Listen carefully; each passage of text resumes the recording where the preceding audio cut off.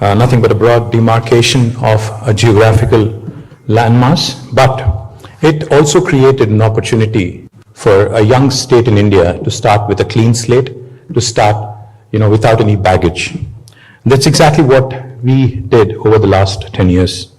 I was part of the government from 2014 until 2023 December as a minister representing multiple portfolios, including urban development, technology, industry, commerce, handlooms, textiles, etc., etc. So I speak from about 10 years of experience in a new state of India.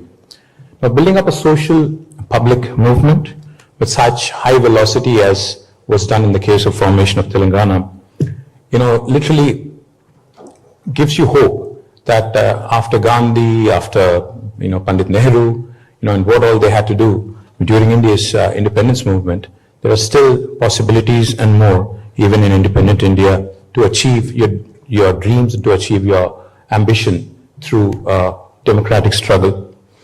One of the things I would like to quickly point out, Darwin's theory, they say, survival of the fittest.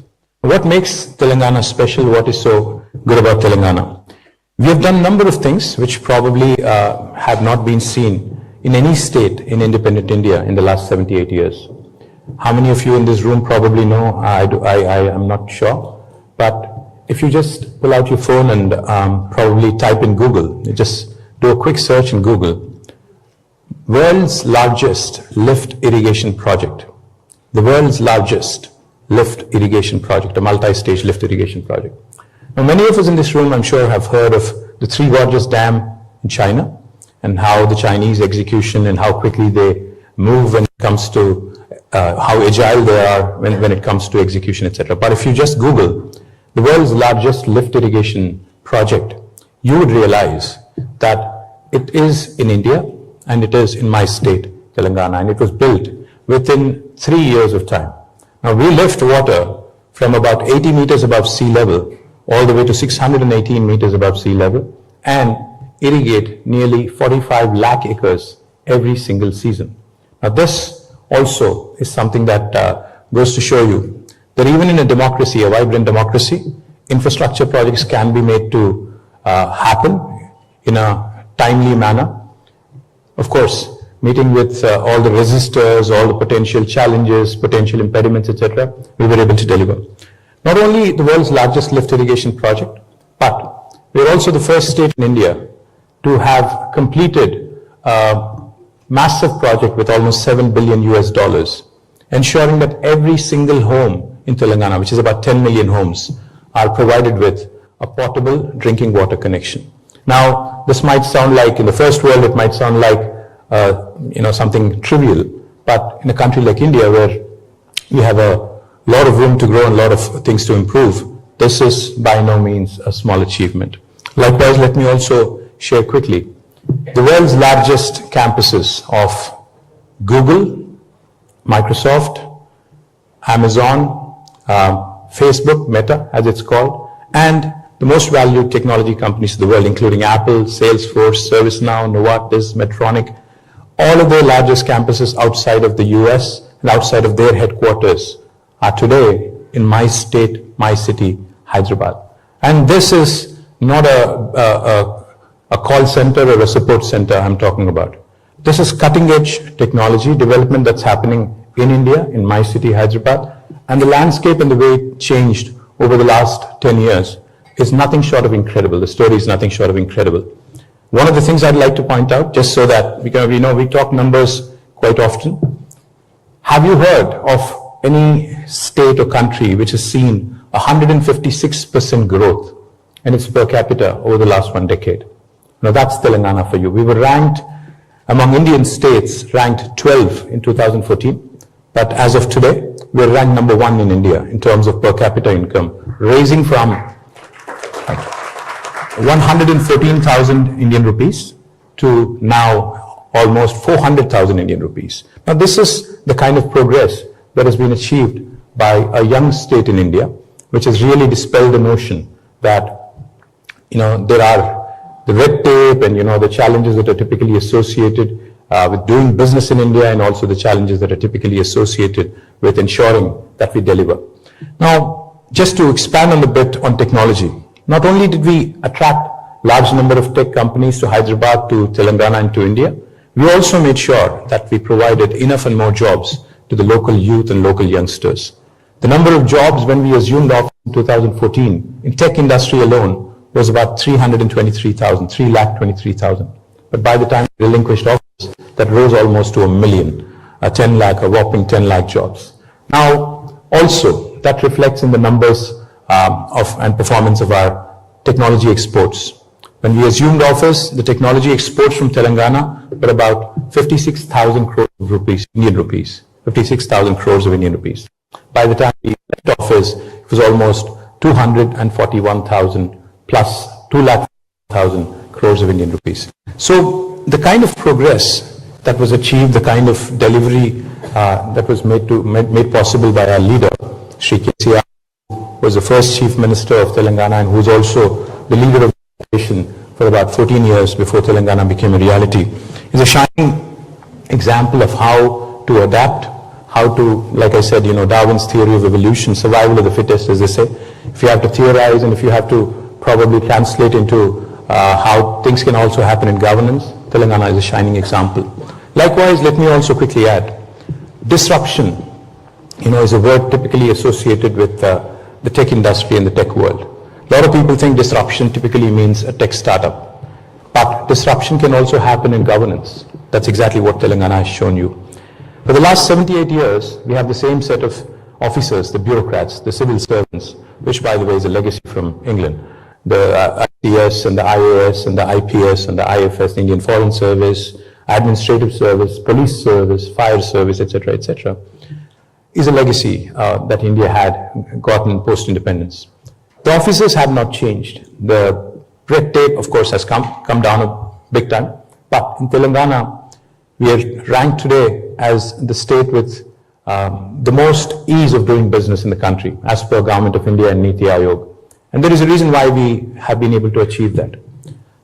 The reason being, with the same set of officers, with the same set of people, with the same set of bureaucracy, our leader, Shri KCR, has chosen to disrupt the way we governed and disrupt the way we actually brought out laws and legislations. The first piece of legislation I will talk about quickly is something called as the TS-iPASS. Now the TS-iPASS literally it abbreviates for Telangana State Industrial Project Approval Self-Certification System. Anyone in this room, for instance, wanted to launch operations in India, and if you had to choose a state, because India is a very diverse country where everything changes every 100 kilometers. India is a country, for those of you who are not familiar, with 22 official languages and 300 unofficial languages, some of which even do not have a script. And for those of you who are wondering, these 22 official languages actually are as different from one another as are probably English and German and French. So India is a very, very interesting, very, very diverse country. It's more like Europe. It's United States of India with a European sort of composition and a very diverse country. Now the reason why I say all this is because when you start making investment decisions by drawing simpler comparisons, say to a large country like China and India, you'd probably be ending up confused.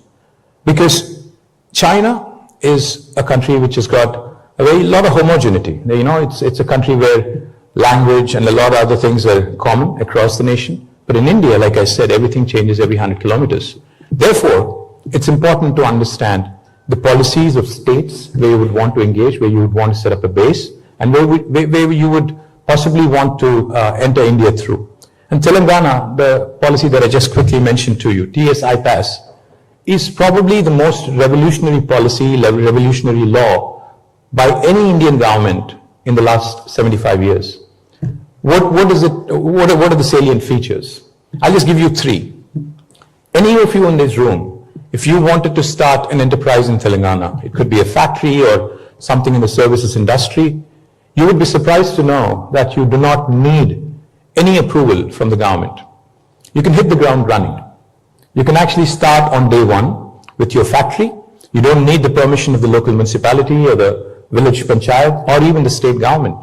If you have a piece of land that is already owned by you, if you already are allotted to you, you can start construction on day one.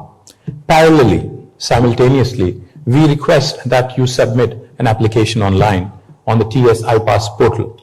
Now, what does that do? Once you start operations for regulatory compliance, when we get your information, we promise all clearances in less than 15 days. If you don't deliver on the 15-day window by statute, by law, on the 16th day, it's an automatic approval. No other Indian state has this kind of a feature in today's economic landscape. Also, from the 16th day, we take accountability very seriously. So from the 16th day, we actually also penalize our bureaucrats a sum of rupees 1,000 per day if they are held responsible for the delay. Again, no other Indian state has done this kind of bold, adventurous policy making. In case you're wondering, this guy is a politician, how do I trust him? Let me tell you, more than 28,000 clearances have been given in the last 10 years through TS-iPASS.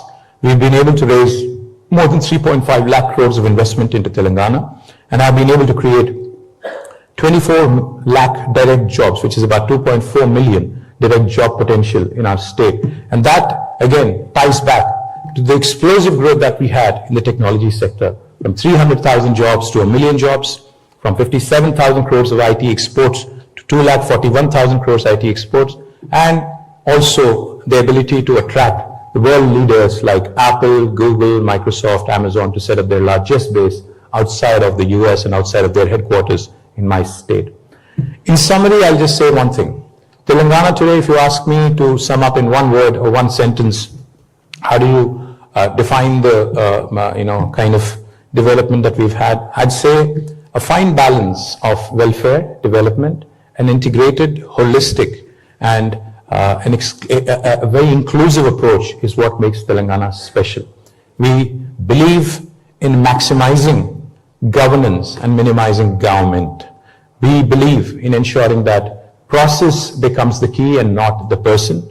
We believe in institutionalizing the change and not centering our decision making around individuals. And that's what makes Telangana truly a special story. And I do believe there are enough and more learnings for the rest of India to learn from Telangana, to see how you can raise from rank 12 to rank 1 in per capita, in GSDP, in creating wealth, in distributing it to the downtrodden, to making sure that inclusive infrastructure growth also happens on an equitable, in an equitable fashion.